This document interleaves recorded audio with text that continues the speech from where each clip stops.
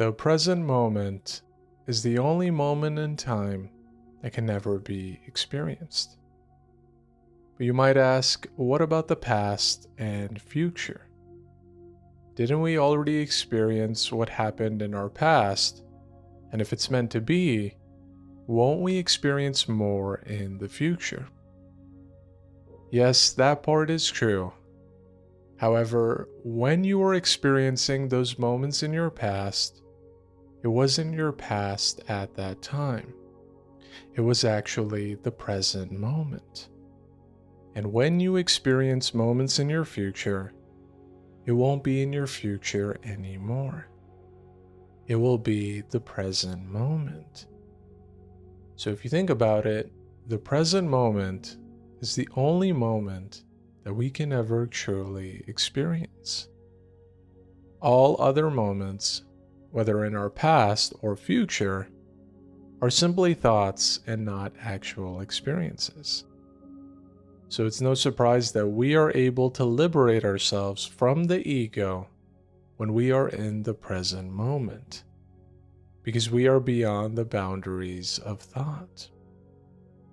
You see, the ego lives in thoughts of the past and future, but never in the presence of now. This current moment is a safe haven and sanctuary that is unfortunately ignored and forgotten in today's fast-paced world. And that is why we are going to be spending some time in this video to talk about the importance of embracing the present moment. This video is part 6 of the 7-part series Awakening Beyond Ego. The content we are about to cover can be appreciated much more if you have already seen and understood the first 5 parts of this series. So don't worry if you have to hit pause to catch up on those other parts first. I promise you this video will still be here. But if you have seen the other parts and are ready to move forward, then let's go ahead and jump right into it.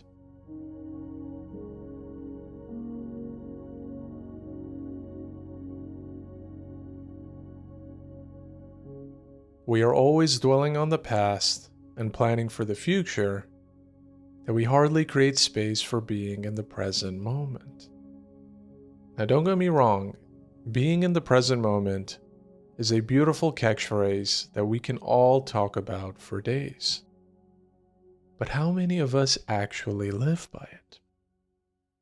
I'll start with myself, and I'll openly say that living in the present moment can sometimes be really hard at first. Although I have experienced moments of deep presence before, they have usually been few and far between, especially in the beginning of my awakening journey. And if you think about it, this is really no surprise. It took years for the ego to wire our minds to think and believe a certain way. So reversing these egoic influences won't happen overnight. It takes time. But herein also lies a great danger. By recognizing the fact that it takes time to reverse the ego's influences, we can actually fall into another one of the ego's traps. In other words, we shouldn't try to focus on some future state where we have transcended the ego. Because transcending the ego can only happen in the present moment, never in the past or future. The ego is so clever that even when we try to liberate ourselves from it, it turns our spiritual progress into a goal that is then fueled or hindered by our thoughts. For example, if we're making great progress, the ego will try to inflate itself by telling us how pure or spiritual we are. Sometimes this can be enough to make us arrogant and to think that we are better than someone who is supposedly not as spiritual. On the other hand, if we're present for a few minutes, but then get swept back into our egoic thoughts, the ego will try to make us feel down or unworthy, discouraging us from ever living in the present moment again. In fact, this is something a lot of us experience when we start meditating. For the first few minutes, everything is going smooth until the ego suddenly raises some interesting questions. Why are we doing this? What's there to gain? And can't we all be doing something much more productive? These are just some of the many questions the ego will create to make us doubt our awakening journey. In the beginning of our journey, we associate a lot with our thoughts, and so when we hear these thoughts in our mind, we think that they are coming from a place of wisdom and insight. We think that they are coming from our soul, or the essence of who we really are. However, the truth is that they are coming from a place of doubt and mistrust. And the author of this doubt and mistrust is none other than the ego. This is why we have to be extra vigilant. Because living in the present moment is not some goal that you suddenly acquire in the future. It's something that you already have now. It's something that already is, whether or not you actually experience it. The ego will try to trick you back into all your unconscious thinking and behaviors, but don't be fooled by all this. Instead, think less, observe more, and feel the peace and joy of what is unfolding now. This is especially true when you are experiencing something that you don't particularly enjoy. For example, if you don't like doing chores, don't just moan or complain whenever you have to do them. Treat them as an opportunity to be fully present in the now. Observe what it's like to feel the water trickling down your hands when you wash the dishes. Allow yourself to be carried away by the calming drone of the vacuum. Notice and appreciate every tree, plant, and creature when you step outside to take the trash. Each of these experiences are windows to the present moment. They are windows to escaping the ego. And as boring or unpleasant as they may seem on the surface, they are actually the best reminders for being in the present moment. For the more immersed you are in what is unfolding now, the less immersed you are in your mind and thoughts. And the mind is the only place where the ego can ever control you. It's not like the ego is someone who just shows up to your house one day and then beats you into submission. If that were the case, then we would probably just set up an alarm system, boost up our defenses, and maybe even hire some private security. But unfortunately, the ego doesn't work like that. It doesn't beat you up from the outside in. It beats you up from the inside out. It beats you up in your mind. In fact, it beats you in such a silent but destructive way that you hardly ever realize it, but the damage is sometimes there for years, if not forever. Sometimes one bad thought or experience can scar us for a lifetime if we don't detach ourselves from them. But the good news is that we don't have to subject ourselves to the ego's constant beatings. We know that if we live in the present moment, we can protect ourselves from such beatings and eventually escape them entirely. But now that we know this, how exactly do we live in the present moment? How does one be here now?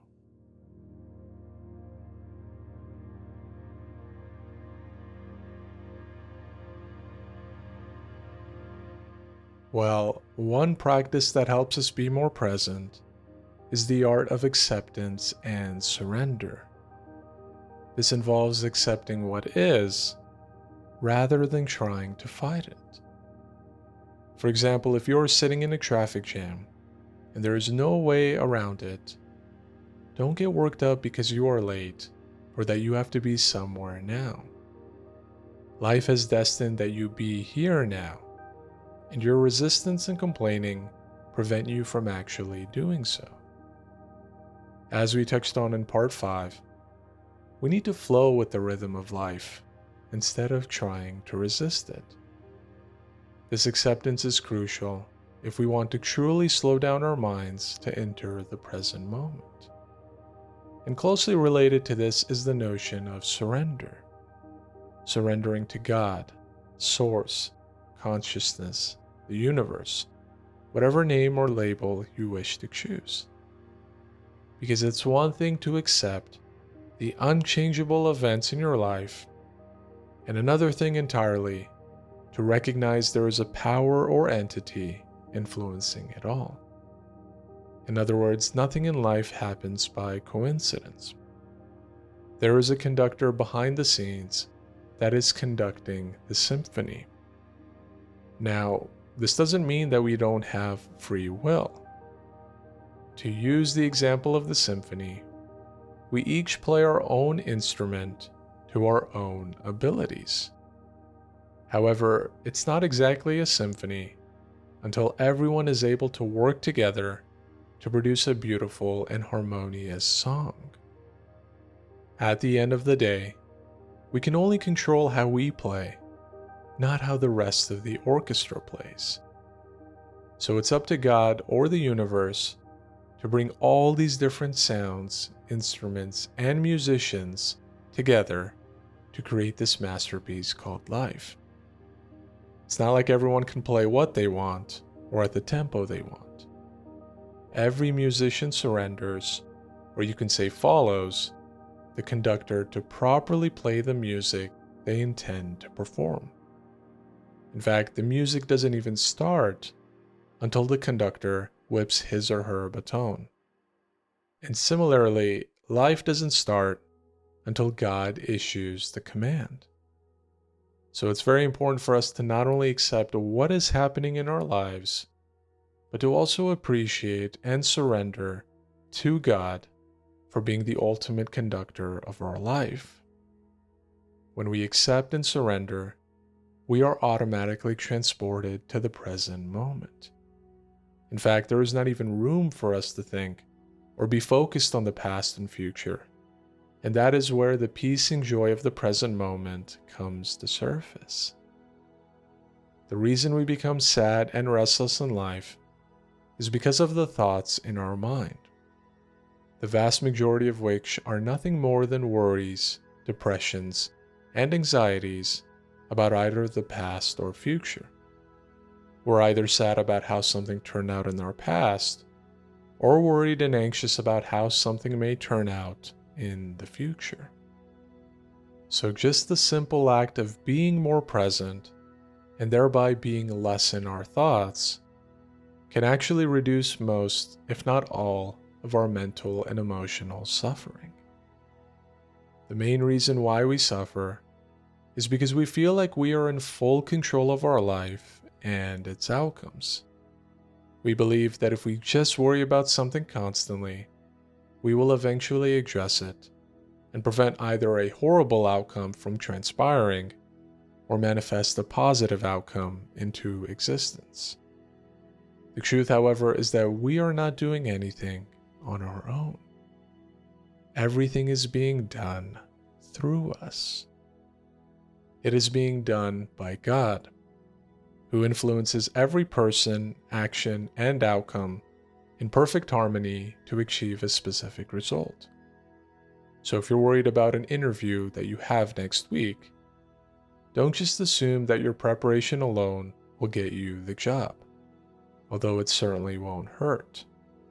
Your success also depends on how you feel that day, what mood the interviewer is in, what questions they will ask, how you ultimately respond in that moment, and which other candidates they are also evaluating. You are in control of none of these. And yet the ego wants you to stress and worry so that you forget about the present moment and instead dwell on the future. But don't let the ego control your life. Surrender to God and trust the divine plan. All it takes is one conscious decision to live in the moment. Just one conscious decision to start noticing everything for how it is instead of how the ego wants it to be. When you embody this practice, there is no more trying. There is no more planning. There is not even an element of transcending anymore. The transcendence happens on its own when you stop living in the past and future and instead live in the now. In fact, if you ask the ego what its greatest enemy is, it will tell you the silence and stillness of the present moment. For in the silence and stillness of the present moment, the ego's games and illusions are revealed. Like the analogy of the light and darkness mentioned in parts 4 and 5, the light just consumes the dark as if it never existed before. So see if you can start incorporating this practice more into your spiritual routine. Don't worry or get bogged down by if you could be doing more or if you could go even deeper. The hard work is just showing up. Leave the rest to God to help you unravel the ego's many layers. Recognize that you are not alone on this journey. There is a divine voice guiding you each and every step of the way, as long as you are able to tune into this very moment, the present moment.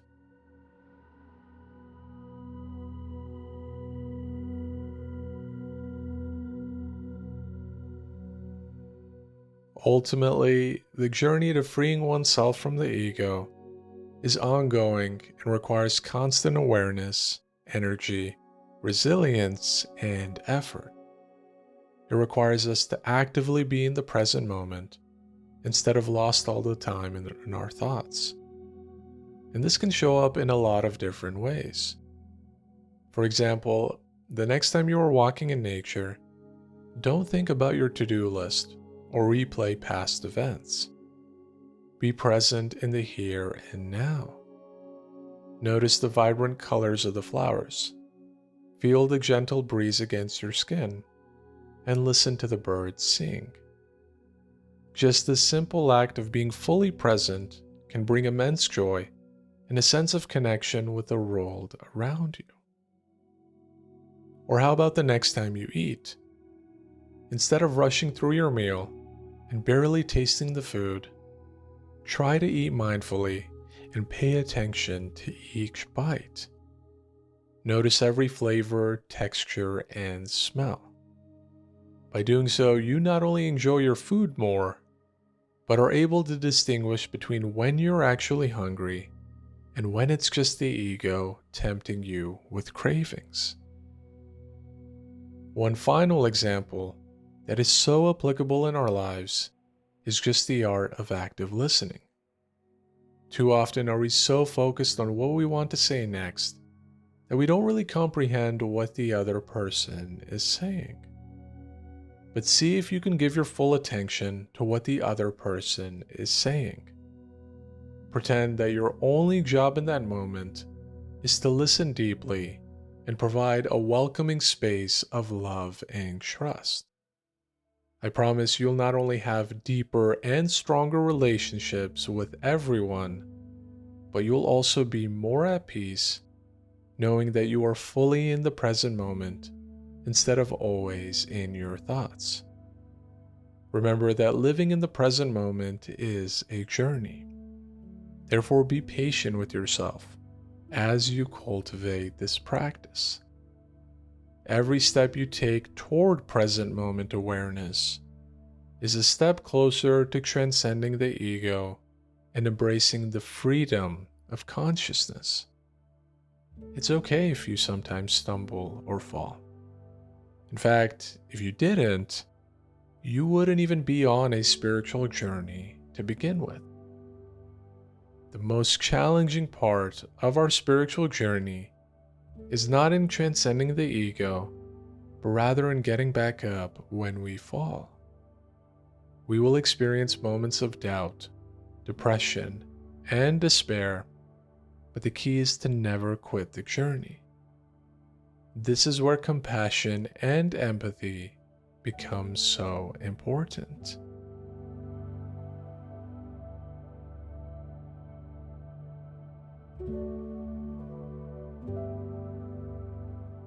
So, to finish off our video series, Part 7 of Awakening Beyond Ego will be about exploring the importance of compassion and empathy on our spiritual journey. It is through these qualities that we can truly understand ourselves and others, and in doing so, find deeper fulfillment and meaning in life. After finishing the series, you will not only have a greater understanding of the ego and its various illusions and manifestations, but you'll also know the keys to transcending the ego and actually experiencing true spiritual liberation. But before you tune into Part 7, take some time to reflect on your journey so far and what you have learned over the course of the series. Don't be afraid to share your experiences and observations in the comments below. And if you enjoyed this video, or the series in general, please take a moment to drop a like and share it with anyone you know who might benefit from it. We might be approaching the end of this series, but that doesn't mean there will be no more content. In fact, I'm always trying to produce more spiritual and inspirational content that can help us on our awakening journey. So if you want more content like this video series, then make sure to subscribe and hit that notifications bell. But for now, let's focus on the only moment that truly matters, the here and now. When you live in the now, you not only transcend the ego, you unveil the real you, which is consciousness.